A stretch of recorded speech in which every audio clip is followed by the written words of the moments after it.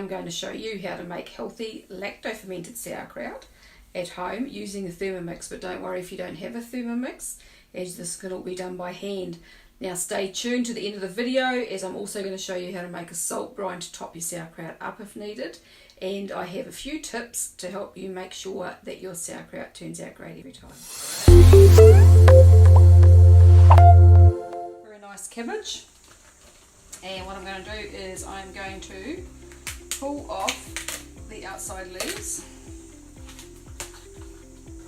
So I've been making sauerkraut for years, and I used to do it all, chop it all up by hand. Now I have a Thermomix, so I use that. So if you want to see the video I made years ago of me doing it all by hand, you can visit my other channel, my channel that's just under my name, Sue Woolwich. But it's basically the same process, just the Thermomix makes it a bit easier. So I'm going to keep a couple of these outside leaves, these nice ones, to use in the jar at the end, which will become apparent when I do it. So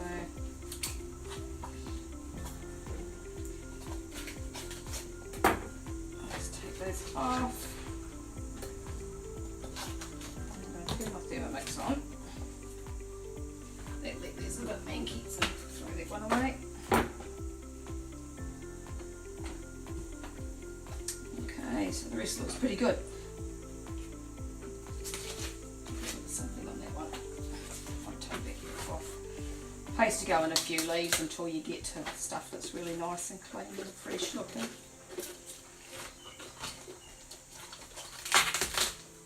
Alright. So we're here, so now we've got our cabbage. Now I'm going to cut that stalk off. I don't want that. Alright, so now we have a nice fresh cabbage. So what I do is I just cut this into pieces, and in the Thermomix I can weigh it as I go. So basically for sauerkraut, what I do is I use about probably just a little under a tablespoon of Himalayan salt or Celtic sea salt per kilo of cabbage. So that's what I've been doing for years, and it works really well for me. So what I do in the Thermomix is I just cut this into chunks and I weigh it as I go. If you haven't got a Thermomix, then you're going to want to weigh it once it's in the bowl. So you're going to need a large bowl either way. So you're going to want a large bowl to make it in. If you're doing it by hand, you're going to be scrunching it up by hand in the bowl anyway, which you kind of are with the Thermomix as well, but not as much. So you want to be able to weigh it either way. So I'm going to put some cabbage into here. I have to tear that again. Take it back to 0.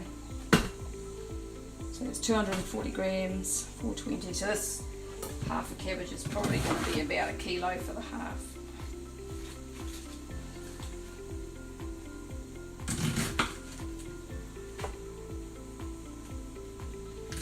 Sometimes you have to cut it into smaller chunks. Now if you're doing it by hand, you're going to want a mandolin slicer or a sharp knife. I found in the end, I started off using a mandolin slicer, and I found in the end that a big sharp knife was the best thing, because you can just cut it really nice and thin down your cabbage, and then cut it all up into smaller pieces. What I've found with the Thermomix though is that with it cut up really small, it ferments better, it tastes better, it just does a better job. So even if you've got a food processor, use your food processor and chop it up as you would for coleslaw. So there's 885 that's in there. So I'm just going to I'm going to get a tablespoon of salt out. So there's a tablespoon of salt, and I'm just going to put some in here. So I'm just adjusting for the 885 worth of cabbage that I've got in here. And so yeah, just putting a little bit less than a tablespoon in there, and I'll keep the rest of that. Don't too much about getting it exactly perfect, because it really doesn't matter too much. The thing that I found is fermented foods are really easy and incredibly forgiving. So as long as you get it round about right, you're all good to go. So I'm going to put that on for maybe 15 seconds. And this is going to get noisy, so hold your ears.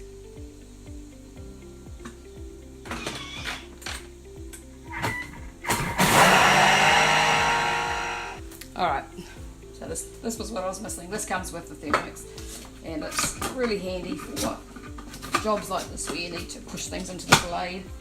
So I'm going to set this up again. And I'm just chopping it on about 5.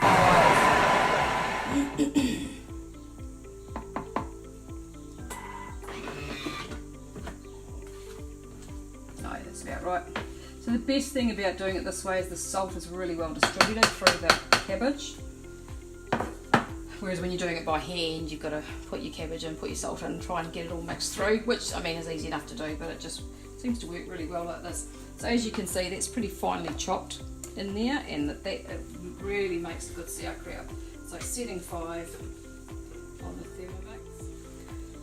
Alright, so I don't know if you can see this on the video, but that's the rest of the cabbage is 630 grams, so that makes this cabbage about 1.5 kilos. So I'm going to pop the rest of that salt in, and I'll do about another, so that was a tablespoon. So I'll do about another half a tablespoon.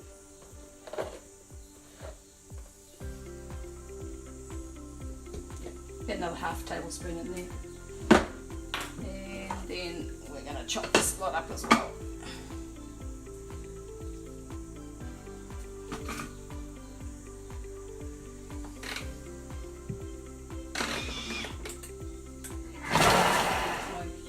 Big bowl.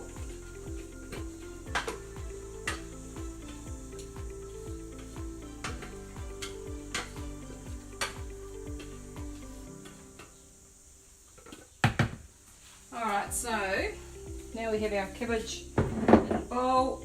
So as you can see there, sometimes, last time I did a batch I got 2 cabbages and this bowl was full. So I'm just going to turn the Thermomix off. Don't need that anymore. And so what we do with this is we just get our hands in here and squeeze. Because we want as much liquid to come out of this cabbage as possible. And this is why fresh cabbages are better than older cabbages, but if you don't get enough liquid out of your cabbage, you can add a brine solution to top up your jars.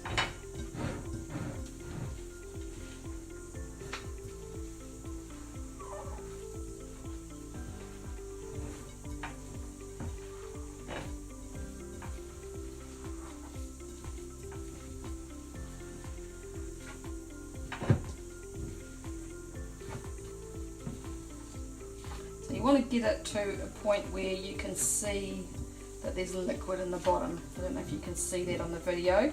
There's liquid in the bottom there, and more liquid the better. So if you've got the patience to keep kneading for a while, do so. But otherwise, I'm going to start packing this into a jar. So I've just got a couple of preserving type jars here, canning jars, whatever you want to call them, and I'm just going to pop this in here.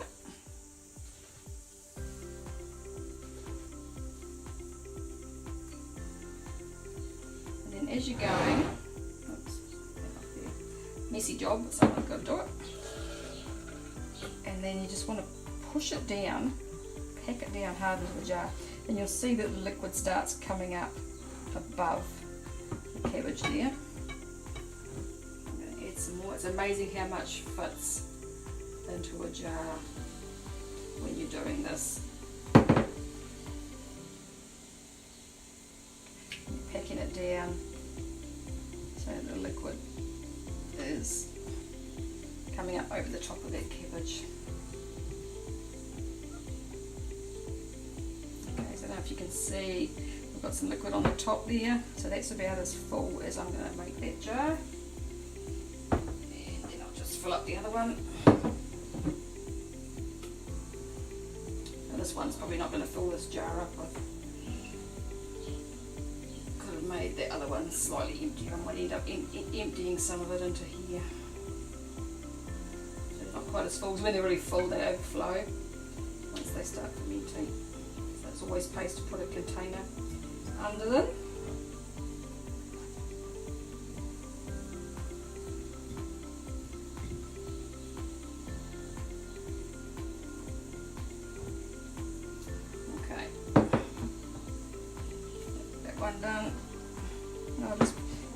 spoonful.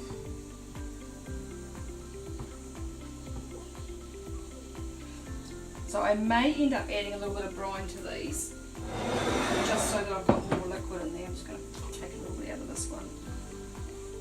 Put it in here. And the brine that I use a teaspoon of salt, half a teaspoon of salt to a cup of water, basically. And that's what I use if I need to top these up. Alright, and so then what I do is get a nice cabbage leaf and I tuck that in there, and I push it down and kind of tuck it under the lip of the jar if possible to hold it down. So that helps to keep the cabbage, your sauerkraut, down under the brine, all going well. Now I make sure I check mine, I try to make sure I check mine every day and just give them a bit of a push down under the brine, because if this cabbage floats to the top, you will start to get mould on the top. If that happens, it's not a huge deal if it still smells okay and looks okay when you take the mould off the top. If it starts to smell or come across as a bit funky, chuck it and start again. But generally, most of the time, if you catch it in time, you can just take the mould off the top and it'll be fine. So I'm just going to make up a salt brine and add that to the top. Alright, so I've got a cup of water here and I'm just going to add a half a teaspoon of salt to that. You want to make sure that your water is filtered, chlorine free.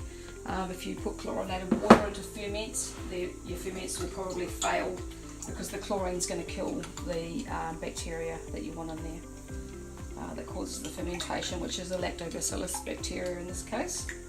The same with your when you're making water kefir and those sorts of things. Don't use chlorinated water. You'll kill your kefir grains. You'll kill your kombucha SCOBY.